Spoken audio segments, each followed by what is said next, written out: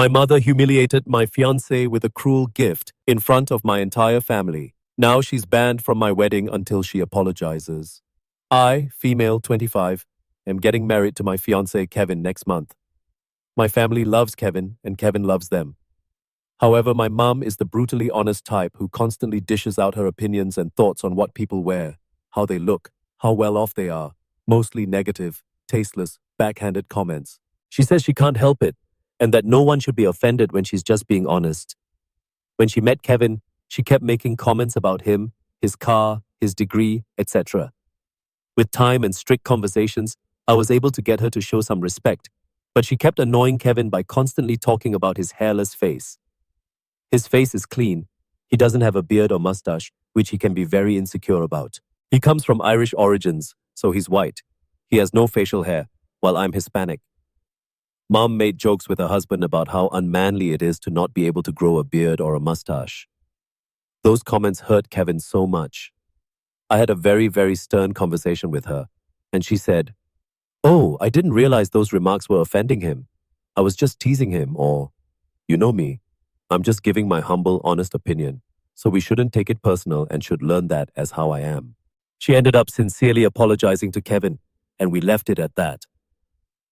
As the wedding is approaching, Mom decided to give Kevin a wedding gift and also to let him know how sorry she was for her past behavior. She invited the whole family for dinner and decided it was the perfect time to hand Kevin his wedding gift. He thanked her, but she insisted that he open it right there and then and show everyone what she got him since she knew him that well already. He opened the box and found a set of shaving tools with shaving cream. Kevin stopped for a second and kept staring at the gift. My stepdad took it and showed everyone. Their mom and others started laughing, while stepdad kept saying, "You get the joke, Kev? You get it?" And my brother running around the table laughing with everyone. Kevin got up and walked out. I was so mad. I lost it on Mom, asking why she did that and humiliated Kevin in front of everyone. She told me to relax. She was just messing with him. But I said she knew how he felt about this topic and demanded she apologize. But she said no since she wasn't responsible for his reaction and thought he was going to laugh along. I angrily said, "No apology, no wedding invitation, period." Then walked out. She freaked out, trying to say we overreacted to a joke. And my brother said I was crazy to exclude Mom from my wedding over something so stupid. He said Kevin should get over it since it was a joke, but I refused to send an invitation and withheld it unless she apologizes. They think I'm unreasonable, choosing this to be my hill to die on, and called me disrespectful for how I treated my mom. I'd like to point out that my brother and stepdad and uncle sometimes take part in teasing Kevin. My brother, who's 31 years old, would sometimes either brag about his goatee mustache in front of Kevin or tell an indirect silly joke about this topic, which would irritate Kevin and just spoil any family gathering we have.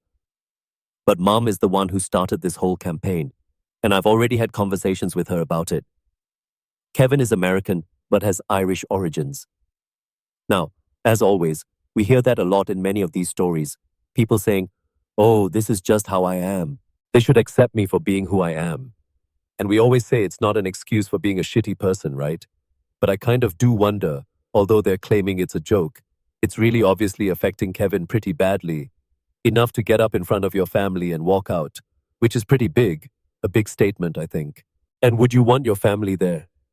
And I know it's your family, so it's incredibly difficult as well, but they're being incredibly toxic towards your fiancé, and you're already standing up for him. But would Kevin want them there at this point in time? The fact that, they're not willing to apologize at this moment in time, and they think it as a joke, even though they already know Kevin's feelings on this topic, they're willing to totally disregard his feelings for a joke. And I know it's hard, and OP, but if I put myself in Kevin's shoes, I don't think I'd want those people around me either, enough to sit there and take the piss out of me in front of the whole family, even though they already know I'm sensitive on that particular subject. They're still willing to pull this kind of joke. I keep saying this a joke, and it's annoying me that I'm saying this a joke because it's really not. They're willing to go out their way, buy a product, wrap it, or whatever they're doing, and then give it to you at the table and then insist you open it in front of everyone. They knew what shitty behavior that was, and I can't excuse it, even with an apology, I don't think. But so it's definitely not the asshole from me. But Demi Roche says, not the asshole. Tell your brother, mother, etc. that the whole wedding was rescheduled at another venue. When they complain that they missed your wedding, just say, "It's a joke. You should get over it. I was just messing with you." Jazz-like humor says, not the asshole. Brutally honest is a lie people tell themselves when they are looking for an excuse to be brutal.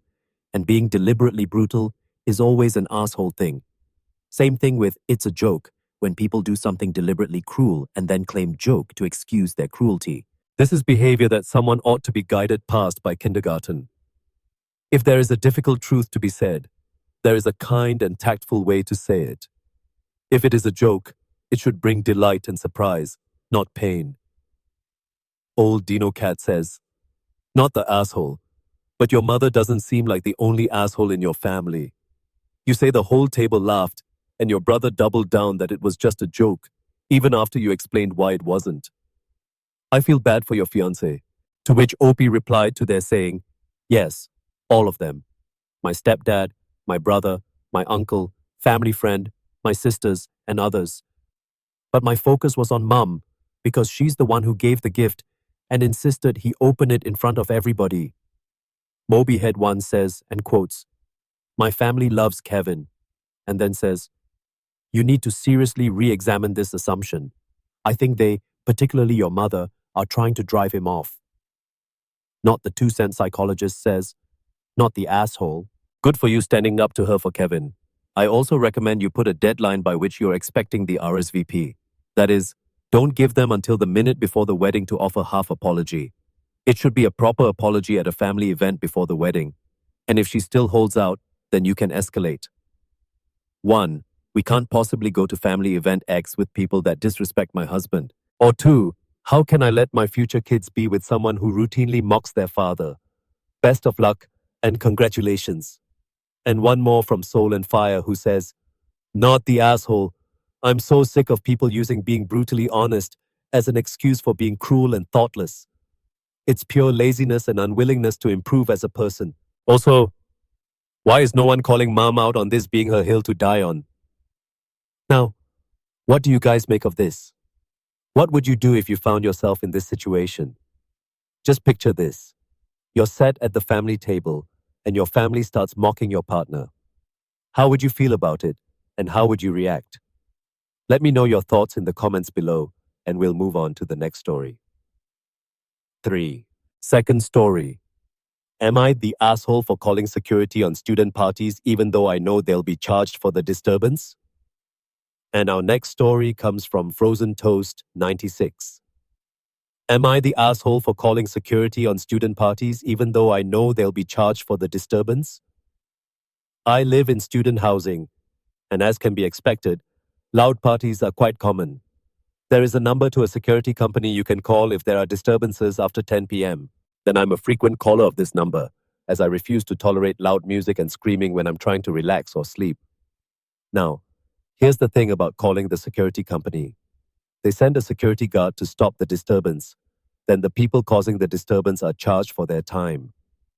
Recently, debate sparked on the community Facebook group when another student made a post with a picture of the bill they received after a disturbance call. They were billed roughly $170.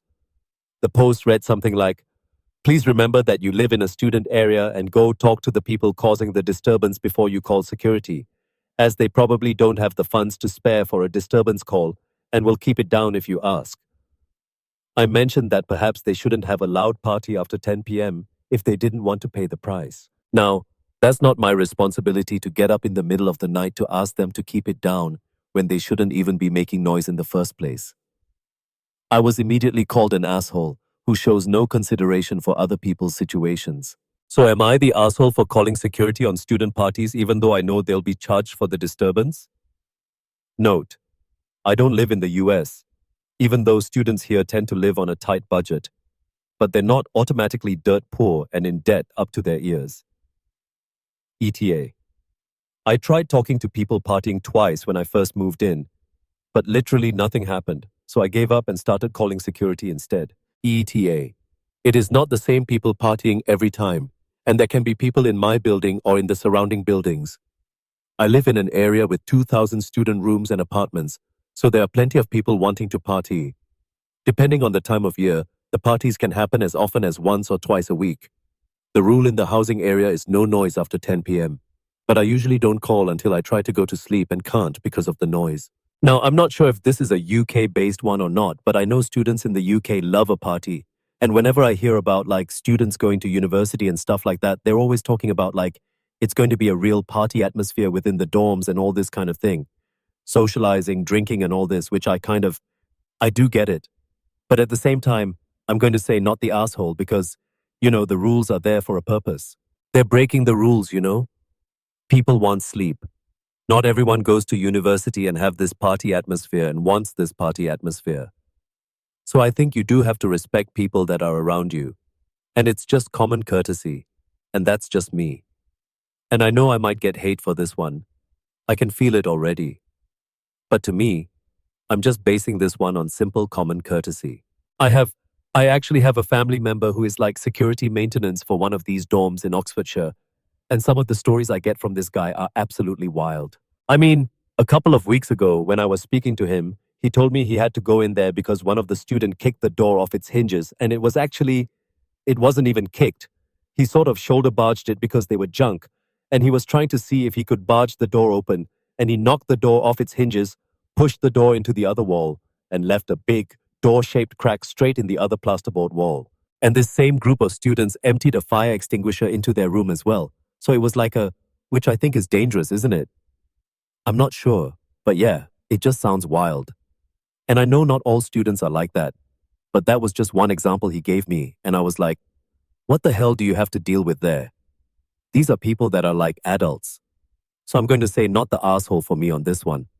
But Control Judges says, not the asshole. You have every right to get security involved. Imagine trying to talk to partying, probably already drunk, students after 10 p.m. They'll probably even tell you to F off. They don't want $170 bill. How about simply stop making noise? And the argument that you live in that area, what if you simply can't find another residence? All right, in no way you the asshole here. Let them learn the hard way.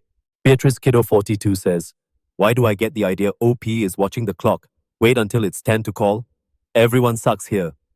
Yes, there's rules for noise for a reason. However, common courtesy would be to talk to them first. If no one had a problem with the noise, they shouldn't need to cut it off completely. Exactly 10 p.m. Oregon Dude says, you're the asshole, and quotes, I live in student housing, and as expected, loud parties are quite common. Then quotes again saying, I refuse to tolerate loud music and screaming when I'm trying to relax or sleep. Then says, these statements make me view you as the asshole. You knew partying was going to occur, and you have decided to handle them as obnoxiously as possible.